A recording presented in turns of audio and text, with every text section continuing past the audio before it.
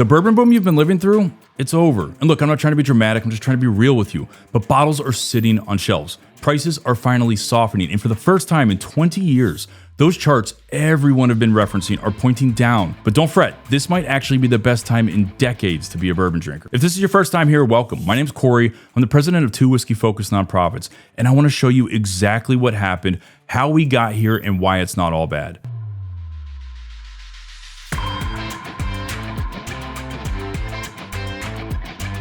This is not bourbon's first ride on the roller coaster. Back in the 80s and 90s, it was your grandpa's drink. And sales tanked, distilleries shut down, and whiskey sat in warehouses untouched that nobody wanted. But then the 2000s hit, and craft cocktails took off, foodie culture exploded, and we had the whole Mad Men effect going on. And suddenly, bourbon was cool again. Small batch single barrels exploded, you name it. People started lining up for hours, chasing bottles like it was Black Friday every single weekend.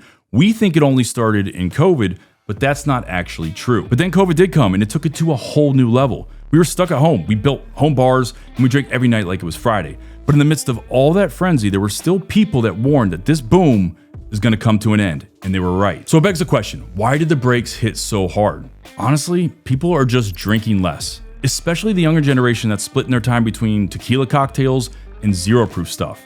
Second, inflation. When groceries and gas are up, that $80 bottle maybe doesn't hit your cart. On top of that, stores are full. They bought heavy during the boom and they're just trying to sell down what they already have in stock. Lastly, if I'm being honest with you, Gen Z just doesn't have the same collect bottle DNA that we saw before. They're collecting experiences more than they're building bunkers. But behind all this, there is a much bigger problem brewing, the oversupply problem. And look, I'm doing my part, but Kentucky has 14.3 million barrels aging right now. That's more than 3 to 1 for every person who lives in the state. Right now, we are producing 3 times as many barrels as we are actually selling. There are craft distilleries that cannot even give away barrels. This glut changes everything, what you'll find on the shelves, what you'll pay, and honestly, what brands survive. Okay, so that was a lot of doom and gloom, and that's not really what I like to do, so let's actually talk about the upside. For drinkers, there's actually a ton of upside. Those craft and mid-tier bottles that used to disappear in minutes are now sitting for weeks.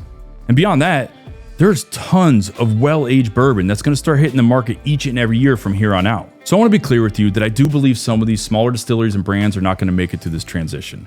But I also want to be clear that I am in no way, shape, or form rooting for that. I love those craft distilleries, those smaller businesses, because they are the ones that have to focus on the customer.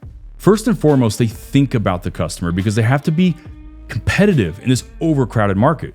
They're also the ones that are pushing the envelope about how we think about producing our whiskey, bourbon, rye, because they also have to find a unique competitive advantage. They're the one that are pushing the market forward, in my opinion. They're the ones that are pushing the bigger organizations to do unique things that aren't just pushing quantity. So I in no way, shape, or form want these craft distilleries to disappear. But if we're going to be realistic about this, it's somewhat inevitable. So my hope is the ones that are being customer focused, that are thinking about how to go about producing their whiskey in a unique way that really, really meets the customers where they're at. Those are the ones that explode. They're the ones that people start to recognize when everyone else is kind of getting lazy because demand was so high. That's what excites me. And I am, for one, am going to be supporting those businesses that are thinking about you and thinking about me as they produce their whiskey. And trust me, I have a laundry list of those organizations that I think are doing it the right way that I can go through on another video. I won't do that here, but I'll obviously answer some questions if you have any questions in the comments about who I think are doing some really unique things, who I've talked to that are really focusing on the customer first, because I think some of those types of things are going to be the differentiators as we move through the next few months and years in the bourbon industry.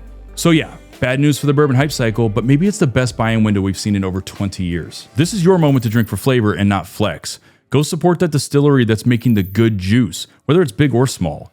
Or pick up that craft bottle that was too expensive before, or that store pick that you've been ignoring. Other industries have been through this, wine, beer, cigars, but those that leaned in during the correction, those are the ones that came out ahead. Those are the ones that realize that this is actually the good times. Okay, with that, I'm gonna do something that I have not yet done on this channel. And that's really because a lot of you have reached out and specifically asked that I cover a little bit about the Cask Collective and some of the single barrel stuff that I talk about. But I wanna be very clear out the gate that I did not build this channel as a mechanism to push single barrels. The reason I reference single barrels is because it's how I kind of learn about what's going on in the industry. It's my vantage point. It's how I peer behind the curtain, kind of like Oz, right? So when I'm thinking about something that's going on in the industry, I'm using that lens, my access through the single barrel program, as a means to inform how I think about it. It's given me remarkable access, and I've built great relationships, people that I absolutely love in the industry, and it's just my unique way of interacting with the industry. So I reference it a lot because it's informative to me, and I think it's informative to you to know why I'm thinking about things in a particular manner. So I'm going to continue to reference them, but that's not some sly way to go ahead and tell you to buy a single barrel. So I want to be very clear. I have no expectation ever that any of you ever buy anything. It's not what this channel is for. This channel excites me because it gives me the opportunity to interact with one of the most amazing communities there is.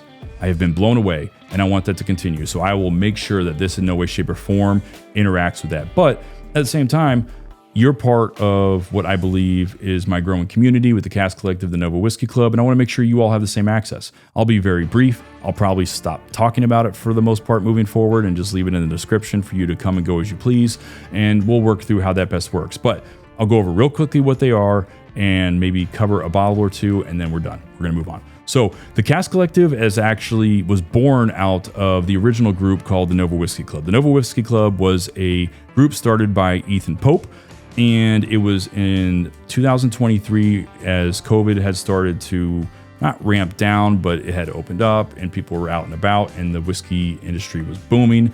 And the Nova area, which is the Northern Virginia area, had what we believe to be a gap in people meeting in person. It was just people showing bottles online. Oh, look at this good bottle I bought. Look at this good bottle I bought, which is fine. But there was little to no interaction in person, especially post-COVID, right? So Ethan had a bright idea of building a group, which is not novel in any way, but it was somewhat novel to this area for the most part, about really focusing on in-person engagement. And I quickly jumped on board, held one of the first meetings at my place here. And from there, became a leader in the group with Ethan, and it just kind of exploded from there. We ended up converting it to a nonprofit and really focused on taking that shared joy of whiskey and bourbon and putting it to some good use. I've never thought about the Nova Whiskey Club as a group of consumption, right? It's a group about community and about how we can bring people together and enjoy a hobby that we absolutely love, a spirit that we absolutely love, and at the same time give back. And that's what was kind of developed as a motto for the Nova Whiskey Club. From there, we started to do some single barrel picks, but became a little bit problematic, right? Because we only had this community here in Northern Virginia, and we had people from all over that were interested in engaging in our single barrel program. So we created a subset of that program called the Cask Collective. And the Cask Collective is where we put our focus and energy on single barrels, leaving the Nova Whiskey Club to focus on in-person community engagement. Both groups focus on taking that shared joy of whiskey and using it for good. So giving it to a charity or whatever it may be. And I'll talk about that real briefly. So that's kind of where I sit. So as the president of the Nova Whiskey Club and the Cask Collective, my job is to make sure that both those communities are supported for their specific mission sets, and then make sure that we kind of protect them from being kind of overcrowded by one part or the other, right? Because as a single barrel group grew within the Nova Whiskey Club, it started to drown out the importance or kind of the attention that was spent on that in-person engagement. So we kind of bifurcated that and separated it into two groups, which was a great decision, and it's been booming ever since. So the Nova Whiskey Club is only for people in the Northern Virginia area. The Cask Collective is for everyone. If you're interested in joining, there's a Facebook page. Really easy, just to sign up. But there's also a website where we host our single barrels and where we allow them to be purchased, and it can be shipped to you depending on where you live. And so I'll link it in the description below. And we really focus on finding unique spirits, unique bourbon, whiskey, rye, whatever it might be that we really, really believe in. We turn down, I don't think would be lying to you, about 95% of what is offered to us. And that's what really excites me about that program is we're not here, if it's one single barrel a year, it's one single barrel a year. If it's 10, it's 10. It's only ones that we truly believe in. So real quickly, I'll cover one that's kind of near and dear to my heart because the kind of, I don't know what the underlying tone of this topic was, to drink what is good, what distilleries are focused on producing stuff that is really about the customer. And this distillery has meant a lot to me in my journey. And so I'll talk about it real briefly. And that is Blue Bolt, right? So Blue Bolt is a small NDP that is owned by a friend of mine, Will Malley. He's a Marine, and he has put a lot of time and energy in developing this brand. And one of our first single barrel with him was one that meant the world to me. And it was a bottle that honored my dear, dear friend, Levi Barnard, who was killed in Iraq with me when we were visiting a market in Iraq. And, Will, me and him met, and we talked about, is there any way that we could honor, everything that Levi did for his country, for his people, for his friends, for his family, just that legacy he met. And so we named it Levi's Legacy, and it was the first bottle that we kind of did with Will and with Blue Bolt, and it meant the absolute world to me. Since then, we've done many, many more. That one was done back in 2024, and then this one right here, which is Savage's Sacrifice, which honors another amazing soldier, Corporal Savage.